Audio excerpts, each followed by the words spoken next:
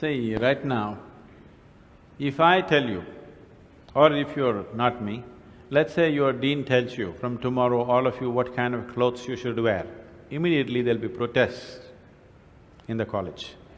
If your dean goes further and says, everybody must eat only 4 idlis in the morning, if your dean tells you everybody should get up at 5 o'clock in the morning, let's say he put 10 different rules like this, physical things to do, you will think he is trying to convert you into slaves and you will shout and scream for your freedom, isn't it? But look at yourself and see, right now, somebody else, if they determine what should happen around you, you feel like a slave. But right now, somebody else is determining what should happen within you. Is this not slavery? Somebody can decide whether you're happy or unhappy. Is this not slavery? Somebody can decide whether you will be a pleasant human being or an unpleasant human being. Is this not slavery? What happens within you, somebody else determines. This is the worst form of slavery, isn't it? Isn't it so? It is just that because everybody is like that, it seems to be normal. It is not.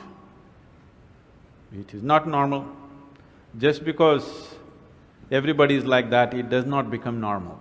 This human being, life around you will not happen, will never happen 100% the way you want it. And it should not happen. Because if everything happens the way you want it, where do I go? I'm very happy it's not happening your way. And now that you're a student, you're still a student, I believe about 60–70% is happening your way.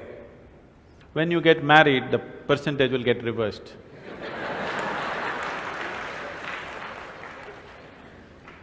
We don't know. Well, we don't know which way it'll go.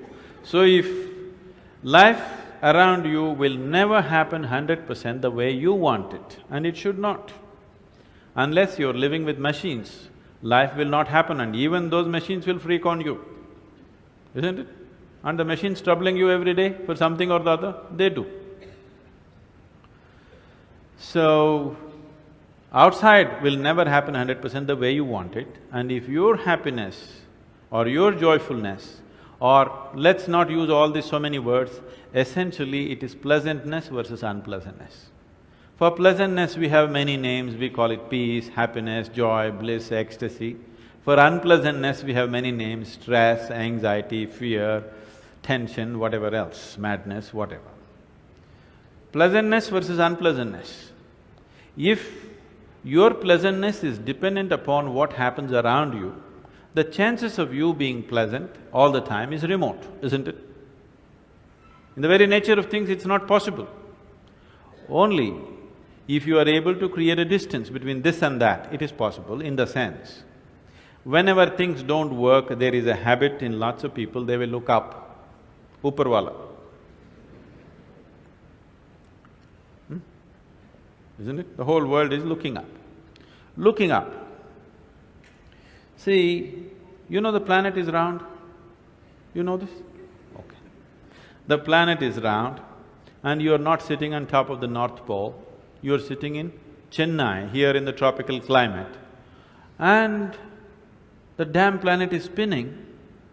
So if you look up, you're always looking up in the wrong direction. Isn't it? You're invariably looking up in the wrong direction, isn't it so? Maybe at a certain moment of whatever Greenwich Mean Time, 0 hours, when you looked up, maybe you hit the heaven. Rest of the time you're always looking in the wrong direction. Isn't it so? So in this cosmic space, is there somebody who knows which is up and which is down? Does somebody know? Huh? Is there somewhere, is it marked this side up? Nobody knows which is up, which is down, it's just an assumption, isn't it? Do you know really which is north, which is south? In the real sense, do you know what is north and south? It is just for our convenience, we just fixed it, isn't it? Yes or no? Do you know what's east and west? No. Do you know what is forward and backward? You do not know. None of these things you know. There is only one thing you can be certain of right now. This is, you know what is outward, what is inward. This one thing you're sure, isn't it? This is inward, this is outward. This is the only privilege you have. What is outward, what is inward, this is all you know.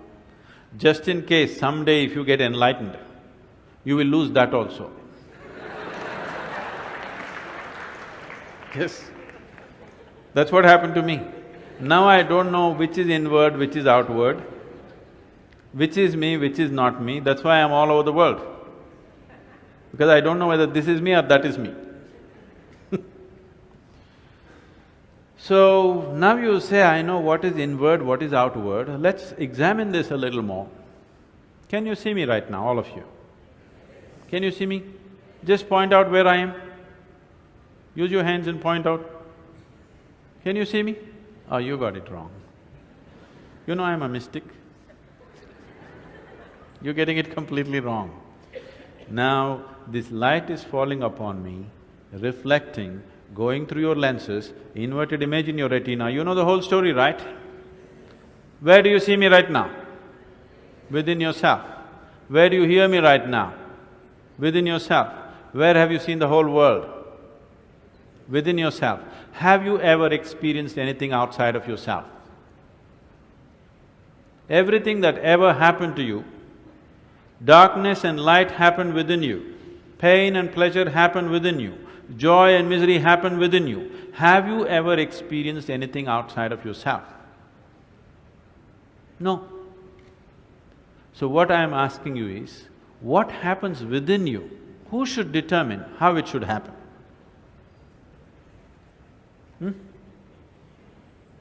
What happens within you? Who should determine how this should happen? Somebody else? Definitely you should determine what should happen within this, isn't it? So if you determine what's happening within this, your whole experience of life will be determined by you, nobody else but you, isn't it? The events around you may not be determined by you, but how your experience of life is on this planet is 100% determined by you if you take charge of this. If you leave it loose, just about anybody will determine it. They will, not consciously, they also like you by accident.